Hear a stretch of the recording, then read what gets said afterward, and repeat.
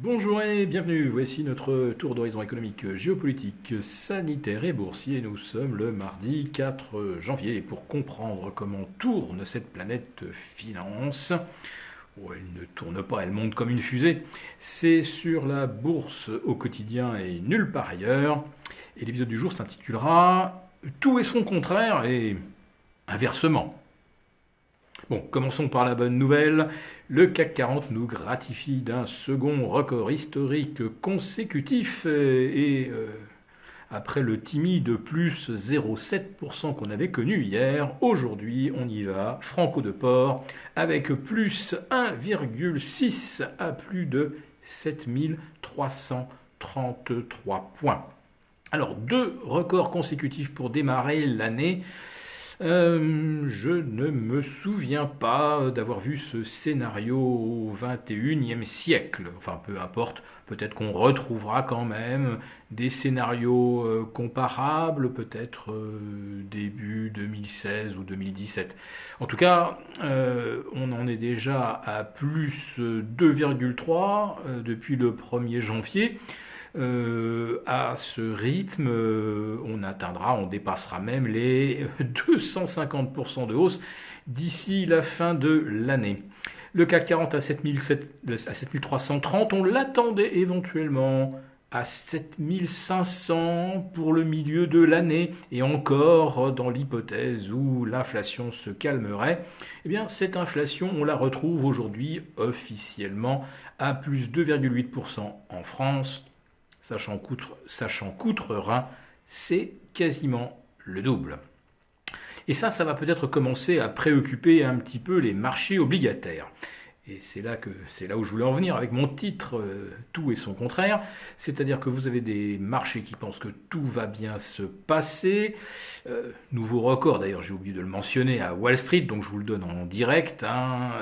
36 860 pour le Dow Jones et 4 816 pour le S&P 500, dont c'est le 72e record depuis fin mars 2021.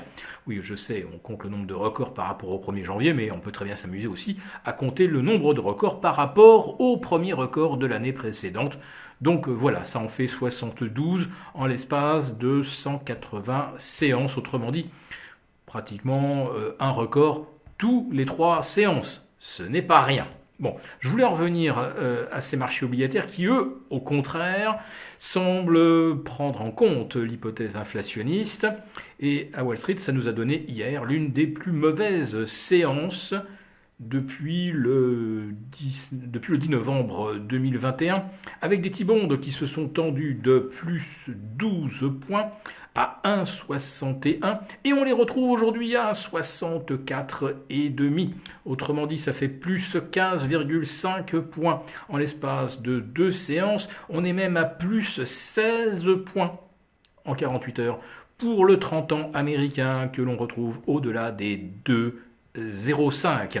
Et puis ça tangue aussi du côté des échéances courtes, puisqu'on a également, en l'espace de 48 heures, plus 13 points sur le 5 ans. Donc, d'un côté, l'inflation, ce n'est rien. De l'autre, ça a l'air de constituer un souci. Alors, ce qui est amusant, c'est qu'aujourd'hui, alors que les taux longs américains continuent de s'entendre, comme je l'ai dit, voilà que nos OAT se détendent de moins 2 points et demi, et les Bunds de moins 2 points. Hier, c'était plus 5 ou plus 6. Donc manifestement, il y a un vrai grand écart de part et d'autre de l'Atlantique, malgré des niveaux d'inflation et une dynamique inflationniste qui sont relativement comparables. Allez, 5,4 en Allemagne, 6,7 aux États-Unis, ça ne fait pas une différence considérable.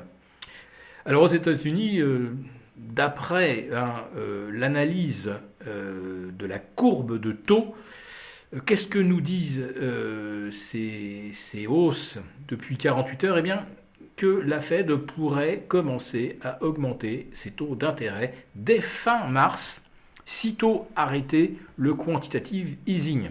Tandis qu'en Europe, eh bien, la BCE a déjà annoncé qu'elle prendra son temps.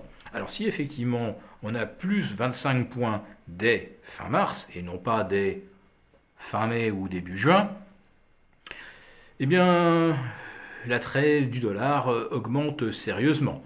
Et c'est ce qui explique que le billet vert hier a repris 0,8%, et 0,1% supplémentaire aujourd'hui. Il se négocie aux alentours de 11,12,80 contre euro.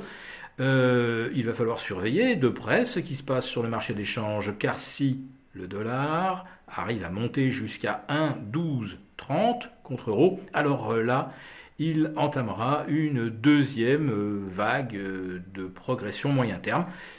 La première, nous l'avons vécue l'année dernière, le dollar qui a pris pratiquement 7% contre l'euro.